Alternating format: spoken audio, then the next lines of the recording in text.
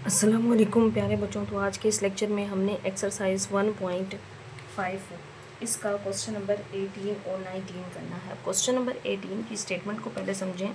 बहुत ही आसान क्वेश्चन है। अब आपने इसकी स्टेटमेंट को देख के डर नहीं जाना कि पता नहीं इसमें क्या कहा गया है। मैं आपको आसान तरीके से आसान वर्डिंग में समझाऊँगी। ये कहा गया है an AC source supplies a voltage.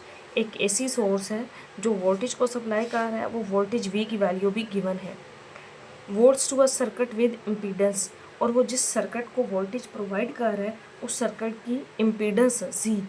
अब बात एक याद रखिएगा, इम्पीडेंस बेसिकली रेजिस्टेंस होती है।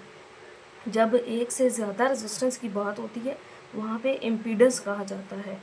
तो बेसिकली ये रेजिस्टेंस है जो कि किस में है, ओम्स में है। ये इसका यूनिट है। Calculate the current in polar form. अब वो ये भी बता रहा है कि हमने जो करंट फाइंड करना है वो पोलर फॉर्म के अंदर फाइंड करना है। तो स्टूडेंट्स आपने एक मैट्रिक में रिलेशन पढ़ा होगा रेजिस्टेंस का। V किसके इक्वल है, I R के इक्वल है। बट यहाँ पे जो रेजिस्टेंस है वो किसके इक्वल है, देखें Z है ना, इम्पीडेंस है, तो वो रेजिस्टेंस Z है। अब मैं इस R की जगह पे क्या पुट कर दूंगी, Z पुट कर दूंगी। तो फाइंड क्वेश्चन के अंदर क्या कह रहा है, करंट करें। तो मैं यहाँ से अगर करंट की वैल्यू निकालूं तो V/Z ये आ जाएगा। इसका मतलब हमने V को Z पे डिवाइड करना है तो हमारे पास करंट की वैल्यू आ जाएगी। लेकिन V तो पोलर फॉर्म में है, ये कार्टेशियन फॉर्म में है। तो पहले हमें इसको भी किस फॉर्म में लेकर जाना है, कार्टेशियन फॉर्म में। फिर V और इस Z को हम डिवाइड करेंगे तो हमारे पास करंट की वैल्यू आ जाएगी। तो देखिए मैं पहले इस V की वैल्यू को लिख लेती हूँ। V क्या है, 120 cos π/4 प्लस आयोटा साइन π/4। ये मेरे पास V की वैल्यू है। अब इस Z की वैल्यू को कार्टेशियन फॉर्म से हमने लेकर जाना है पोलर फॉर्म में। मैं इस Z को लिख लेती हूँ, Z क्या है, मैं इसको इस तरह लिख लेती हूँ 1/2 प्लस √3/2 आयोटा। अब यहाँ पे R और थीटा आपको पता है ना पोलर फॉर्म कैसे फाइंड करते हैं। देखें Z is equal to R into cos theta plus iota sine theta. ऐसे हम पोलर फॉर्म फाइंड करते हैं ना। देखिए मैंने पोलर फॉर्म का फार्मूला लिख दिया है। तो आर और थीटा हमें चाहिए, तो यहाँ से पहले हम आर फाइंड कर लेते हैं। और प्रीवियस क्वेश्चंस में हम कर चुके हैं। आर हम कैसे फाइंड करते हैं, जब हम जी का मॉड लेते हैं तो आर की वैल्यू आ जाती है। ये पूरा टॉपिक मैंने बड़ी डिटेल के साथ आपको समझाया था। अब रियल पार्ट का स्क्वायर 1/2 का स्क्वायर प्लस इमेजिनरी पार्ट इसका स्क्वायर और होल पे स्क्वायर रूट ले लेंगे। नेक्स्ट मैं यहाँ पे इसको लिख रही हूँ 1 का स्क्वायर 1, 2 का स्क्वायर 4 हो जाएगा।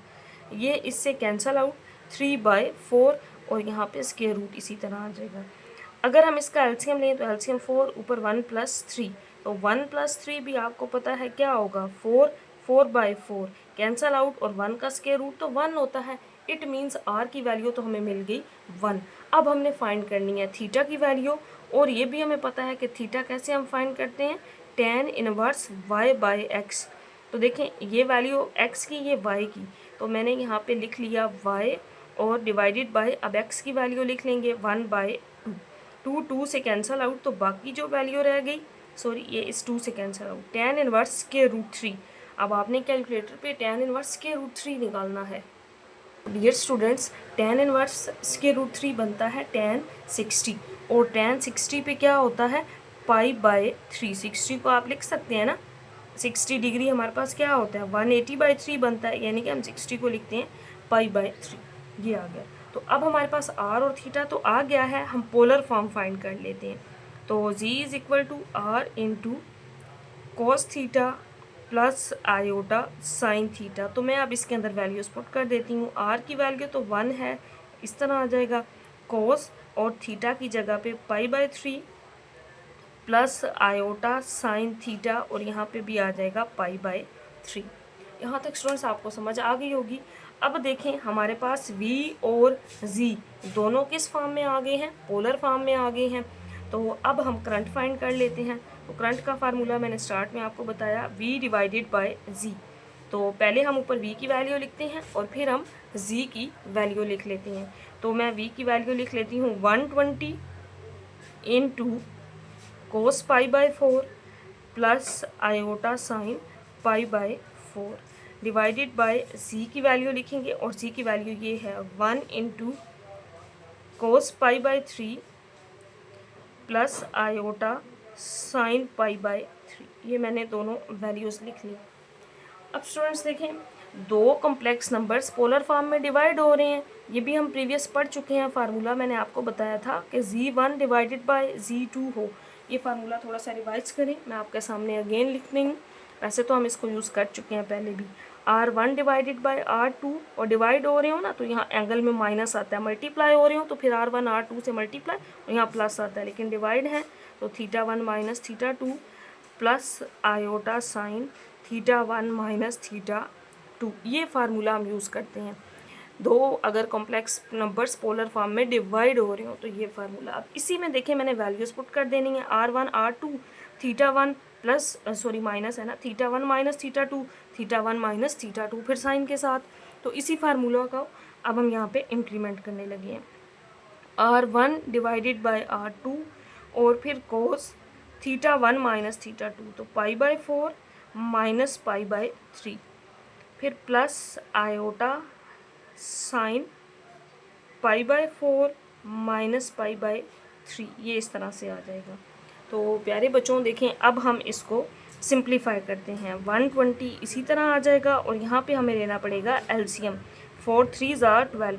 4 का टेबल पढ़ें कि 12 आए तो 4 कितने बार 12 होता है। 4 3 ज़ार, 3 को ऊपर पाई से मल्टीप्लाई कर दें। 3 4 ज़ार, 4 को पाई के साथ मल्टीप्लाई कर दें, 4 पाई आ जाएगा। प्लस आयोटा साइन, यहाँ पे भी एलसीएम 12 और 4 3 ज़ार, ऊपर 3 पाई और 3 4 ज़ार और ऊपर 4 पाई आ जाएगा।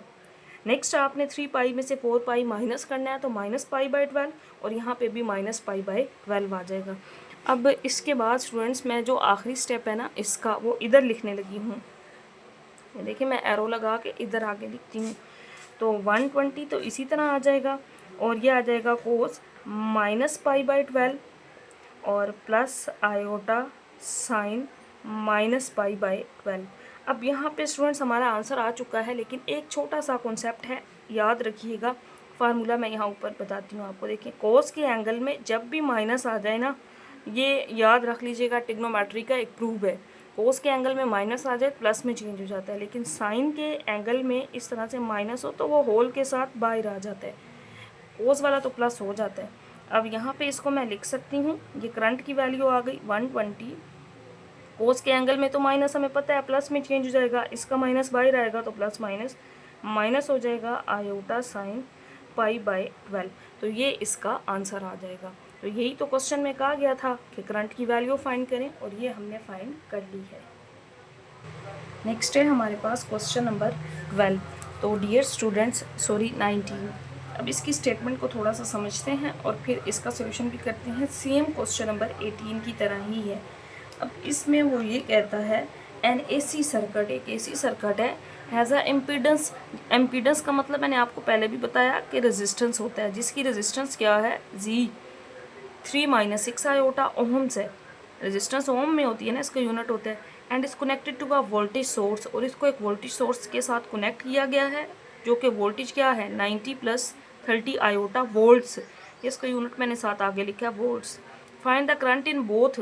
पहले क्वेश्चन में वो ये कह रहा था कि करंट सिर्फ आप पोलर फॉर्म में फाइंड करें, अब वो कह रहा है कि पोलर में और रेक्टेंगुलर दोनों फॉर्म में फाइंड करें, कार्टेशियन में भी और पोलर फॉर्म में भी। अगेन फार्मूला तो वही है जो मैंने आपको प्रीवियस बताया था। आप लोगों को पता है कि रेजिस्टेंस का फार्मूला क्या होता है।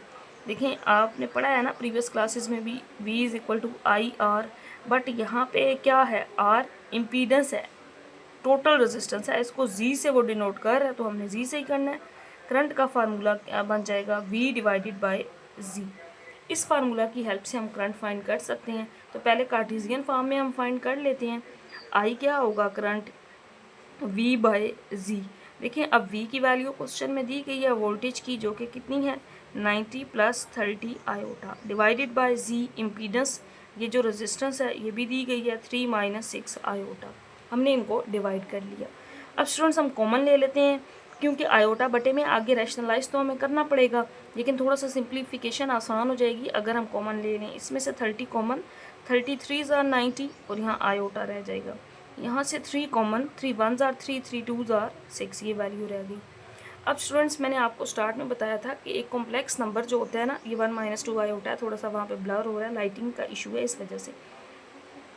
एक कॉम्प्लेक्स नंबर याद रखिएगा a plus B iota form में होता है। आयोटा कभी भी बटे में नहीं आता, बटे में आ जाए तो ये हम प्रीवियस एक्सरसाइजेस में भी सीख चुके हैं, हमें रैशनलाइज करना पड़ता है, यानी कि यहाँ जो वैल्यू होती है ना इसका साइन चेंज करके हम मल्टीप्लाई भी करते हैं और डिवाइड भी। यहाँ कटिंग कर दें, 3 1s are 3 और यहाँ तो 3 यानी कि 10s are 30, 10 बच जाएगा। बाकी हम इसको रैशनलाइज कर लेते हैं, 3 प्लस आयोटा और 1 माइनस 2 आयोटा। रैशनलाइज करेंगे हम, 1 इसका साइन चेंज करके मल्टीप्लाई और डिवाइड, 1 प्लस 2 आयोटा से मल्टीप्लाई भी कर देंगे और 1 प्लस 2 आयोटा से हम डिवाइड भी कर देंगे। अब स्टूडेंट्स हमें यहाँ पे थोड़ा सा सिंप्लीफाई करना पड़ेगा, ऊपर वाली वैल्यूज़ को मल्टीप्लाई। तो पहले मैं 3 को अंदर दोनों के साथ मल्टीप्लाई कर लेती हूँ। 3 1s are 3, 3 2s are 6, iota 1s are iota और प्लस 2 आयोटा का स्केयर बन जाएगा। a minus B A plus B, A square minus B का स्केयर, तो 2 आयोटा यानी कि इस तरह से 1 का स्केयर माइनस 2 आयोटा का स्केयर ये बनेगा। तो 1 का स्केयर 1 और 2 का स्केयर 4 और 7 आयोटा स्केयर आ जाएगा। अब यहाँ भी आयोटा स्केयर की जगह पे -1 और यहाँ पे भी आयोटा स्केयर की जगह पे -1, क्योंकि as we know that iota square is -1 इसकी वैल्यू होती है ना। तो 3 और इसको ऐड करें 6 और 1, ये 7 आयोटा, आयोटा स्केयर -1 तो ये -2 हो जाएगा। जब आप यहाँ पे माइनस पुट करेंगे ना इस तरह से आयोटा स्केयर, ये माइनस माइनस प्लस, तो 1 + 4 कितना हो जाएगा, 5 हो जाएगा डियर स्टूडेंट्स। अब देखें यहाँ कटिंग कर सकते हैं हम इसकी, 5 2s are 10, 2 × 3, अच्छा यहाँ पे देखें 3 - 2 क्या आ जाएगा, 1, तो 1 + 7 आयोटा, 2 को अंदर मल्टीप्लाई कर दें, 2 और 7 2s are 14। तो करंट की वैल्यू कार्टेशियन फॉर्म यानी कि रेक्टेंगुलर फॉर्म में तो हमने फाइंड कर ली है, अब रह गई है पोलर फॉर्म में। तो बड़ा ही आसान क्वेश्चन है। अब यहाँ पे स्टूडेंट्स इसी को हमने आगे पोलर फॉर्म में लेकर जाना है। अब ऐसा नहीं करना कि हम v को अलग पोलर फॉर्म में बनाएं, z को अलग बनाएं फिर करें, वो बहुत लेंथी प्रोसेस हो जाएगा। तो बेस्ट वे ये है, यहाँ से हम r और थीटा फाइंड कर लें तो इसकी पोलर फॉर्म आ जाएगी, क्योंकि हमें पता है ना ये फार्मूला देखें पोलर फॉर्म का क्या होता है, z = r cos theta plus iota sine theta, यानी कि करंट है ना ये हमारे पास, इसकी पोलर फॉर्म यही है। यहाँ से हम निकाल लेती हैं। तो पहले यहाँ से मैं आर फाइंड कर लेती हूँ। आर क्या होता है, इसका मॉड होता है ना जी का, तो ये करंट का मॉड हम ले रहे हैं। 2 का स्केयर रियल पार्ट का स्केयर और फिर प्लस इमेजिनरी पार्ट का स्केयर, 2 का स्केयर 4 हो जाएगा और सॉरी 14 था, तो इसका स्केयर 196 हो जाएगा। जब आप इसको ऐड करेंगे तो 200, और इस 200 को मैं ये लिख सकती हूँ 10 √2, क्योंकि 100 × 2 आएगा ना, यानी कि 200 को मैं ये लिख सकती हूँ 100 × 2, तो 100 का स्केयर रूट तो बाहर आके 10 बन जाएगा और 2 पे स्केयर रूट इसी तरह आ जाएगा। तो ये हमारे पास आर आ गया। नेक्स्ट हमने फाइंड करना है डियर स्टूडेंट्स थीटा। थीटा क्या होता है, tan इनवर्स y/x, तो 14/2।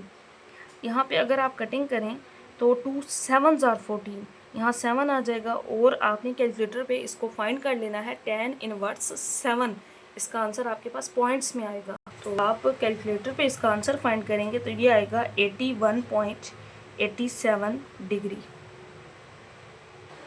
तो यहाँ पे ये आंसर आ जाएगा 81.87 डिग्री। तो यहाँ पे ये हमारे पास आर और थीटा आ गए हैं। तो नेक्स्ट मैं यहाँ पे अब जस्ट पोलर फॉर्म में इसको पुट कर देती हूँ। पोलर फॉर्म क्या होती है, I = R cos theta plus iota sine theta. तो जो वैल्यूज़ हमने फाइंड किए हैं यहाँ पुट कर देंगे। R की वैल्यू ये आई है 10√2 × cos थीटा, थीटा हमने ये फाइंड किया लास्ट पे 81.87 degree plus iota sine theta, और थीटा की वैल्यू 81.87 डिग्री। तो ये इस क्वेश्चन का आंसर होगा। तो यहाँ पे अब आपको स्टूडेंट्स क्लियरली नज़र आ रहा होगा, ये थोड़ी स्पेस कम थी, मैंने इस वजह से 81.87 डिग्री इसको नीचे लिख दिया है। तो यहाँ पे आज हमने क्वेश्चन नंबर 18 और 19 किए हैं, बाकी रिमेनिंग हमारे इसके 3 क्वेश्चंस रह गए हैं। इंशाल्लाह वो हम नेक्स्ट लेक्चर के अंदर कंप्लीट कर लेंगे और हमारा चैप्टर 1 भी कंप्लीट हो जाएगा।